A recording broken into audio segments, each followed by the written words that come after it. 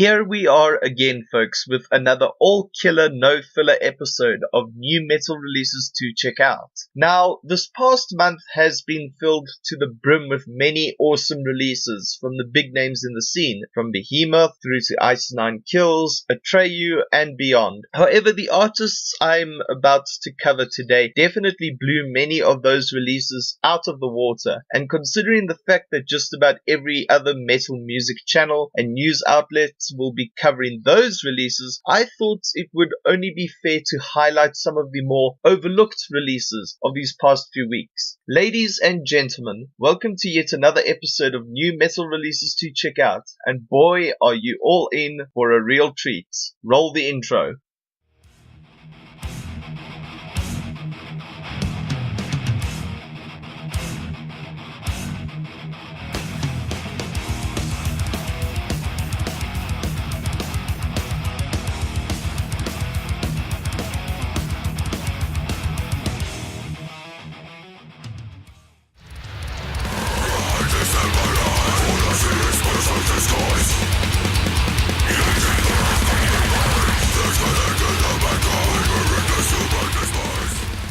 The first album we have today is from a band that I only discovered about 2 or 3 weeks ago over on Galactic Criminals channel, and this band is none other than Abysmal Torment. This band really had me blown away with the titular track, The Misanthrope. The song contained enough brutality, technicality, and sheer ferocity to grab my attention. While I have yet to explore the rest of their discography at the time of this recording, all I can say is that this is by far one of the best technical death metal records of this year, not including Alkaloid's Liquid Anatomy that was released earlier this year. The album is rather short, clocking in at just over 30 minutes, but it's sweet and it gets straight to the point. The lyrical themes of each track are fairly straightforward and don't beat around the bush with their message, which is appropriate for an album of this kind.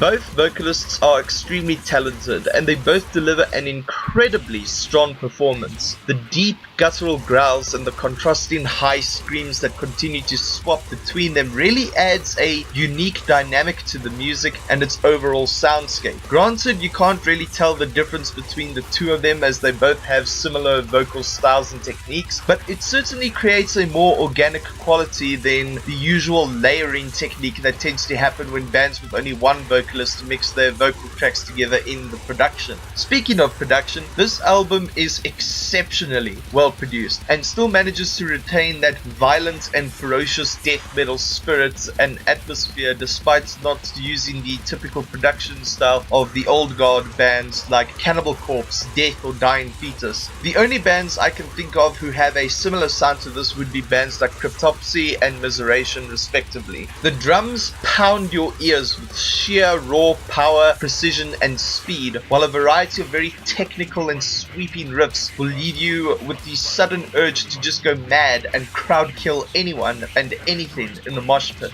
The musicianship on this record is absolutely top tier and the overall performances are extremely energetic and memorable. This album is a fantastic way to kick off your day with something heavy and brutal, so I suggest you grab yourself a copy now. Links can be found in the description to the band's sites. I would recommend this band to fans of Arcspire, Miseration, Cryptopsy and Flesh God Apocalypse.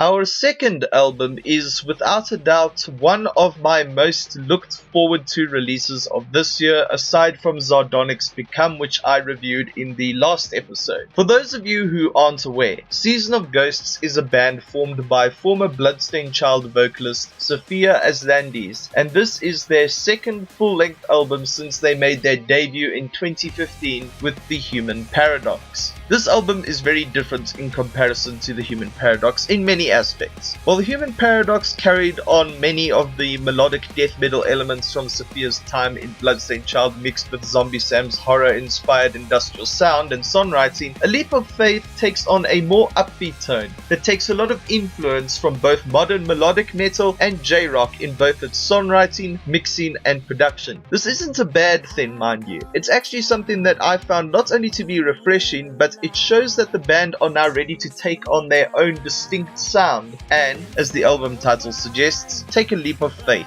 Obviously, the album still retains a lot of the trance metal aspects from the first record, thanks to some input from Fatal from the Russian trance metal band Veil Emotions. But overall, this album feels like the next logical progression in the band's musical career. The songs, for the most part, are all very catchy and, like I mentioned earlier, take a lot of influence from J-rock and visual K bands, especially when it comes to the choruses. I can definitely picture most of these songs being opening themes or ending themes for anime, especially the single A Place to Call Home, which even has a Japanese version as a bonus track to conclude the album. Sophia's vocals are simply magnificent on this record, though they do feel a tad held back and more pop orientated in comparison to the first album and her work on Bloodstained Child and the Princess Ghibli project. It actually works well with this new sound and still manages to carry a lot of emotional and ethereal weight behind it. The mixing and production for this album is simply fantastic and actually reminded me a lot of the Devon Townsend project, where is this focus on having an amazing full sounding bass tone at the forefront while letting the distortion from the rhythm and lead guitars play a more subtle and atmospheric role in the music while adding emphasis on the vocal performance. This album is perfect for introducing people who are newcomers to the metal genre and is a fantastic listen for fans of visual K, J-rock and any other kind of music that can be found in anime. I would recommend this album to fans of Bloodstained Child, Veil Emotions, Aimer, and the Devon Townsend project.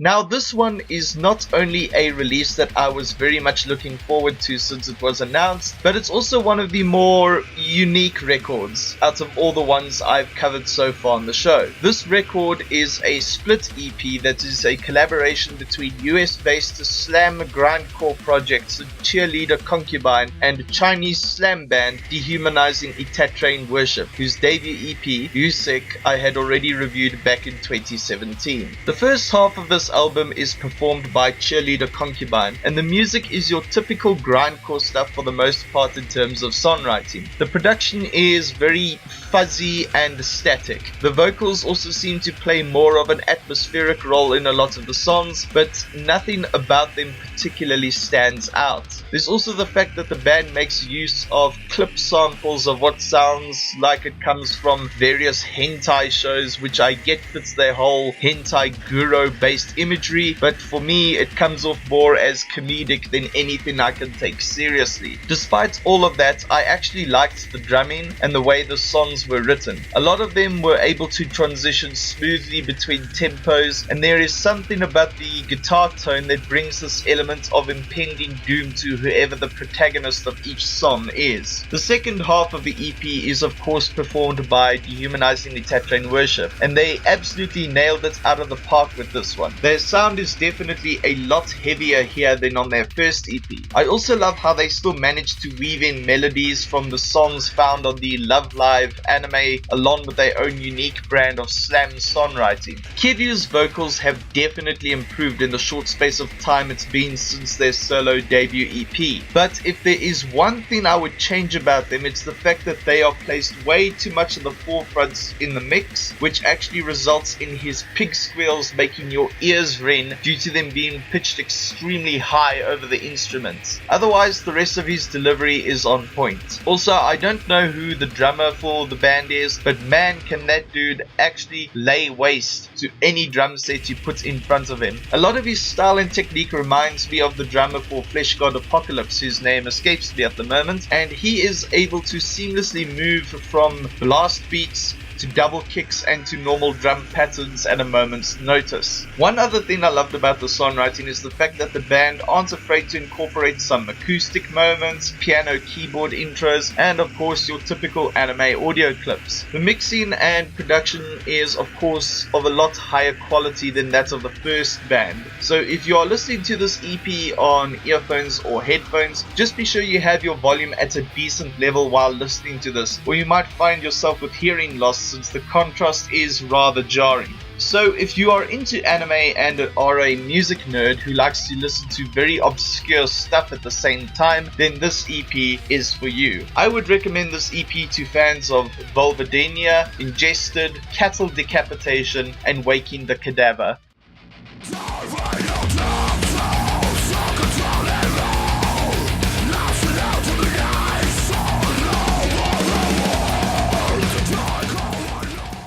Our final release of the day is one from a band that I hold very near and dear to my heart. This Spanish band had me hooked on their material since I first heard their 2012 album Defying the Gods, and heard them collaborate with Bloodstained Child, Disharmonia Mundi, and other bands on the Imaginary Flying Machines aka Princess Ghibli project, which saw them covering various theme songs from Studio Ghibli's songs but in metal form. This album, while definitely a solid one, doesn't really bring anything new to the table for the band. The songs all pretty much follow the same structure and formula, which is fine for a long-time fan like myself, but maybe not so much for others. All the songs start with either an ambient cinematic electronic intro or catchy riff, followed by consistent melodic riffs, uplifting choruses, killer solos, and then back again. One other thing I noticed about this album is that while it still maintains excellent production value, it's definitely not as heavy as their previous album